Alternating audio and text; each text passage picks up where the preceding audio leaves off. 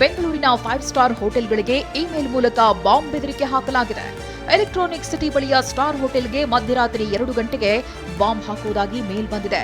ಮಾಹಿತಿ ಆಧರಿಸಿ bomb squad ಹಾಗೂ ಪೊಲೀಸರು ಹೋಟೆಲ್ ಪರಿಶೀಲಿಸಿದ್ರು.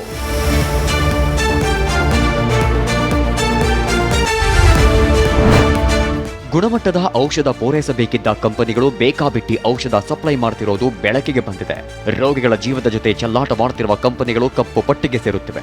ಕಂಪನಿಗಳು KSMSCLಗೆ 11 ಬಗೆಯ ಕಳಪೆ ಔಷಧಿ ಪೂರೈಕೆ ಮಾಡಿವೆ. 2018 ರಿಂದ 2023ರವರೆಗೆ ಕಳಪೆ ಮತ್ತು ನಕಲಿ ಔಷಧ ಪೂರೈಕೆ ಮಾಡಿದ 25 ಔಷಧ ತಯಾರಿಕಾ ಕಂಪನಿಗಳನ್ನ ಕಪ್ಪು ಪಟ್ಟಿಗೆ ಸೇರಿಸಲಾಗಿದೆ.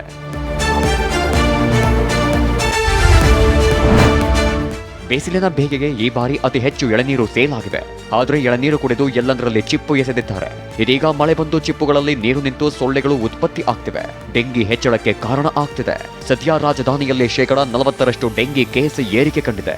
ಎಳನೀರು ಚಿಪ್ಪುಗಳು ಆರೋಗ್ಯ ಇಲಾಖೆಗೆ ತಲೆಬಿಸಿ ತಂದಿವೆ.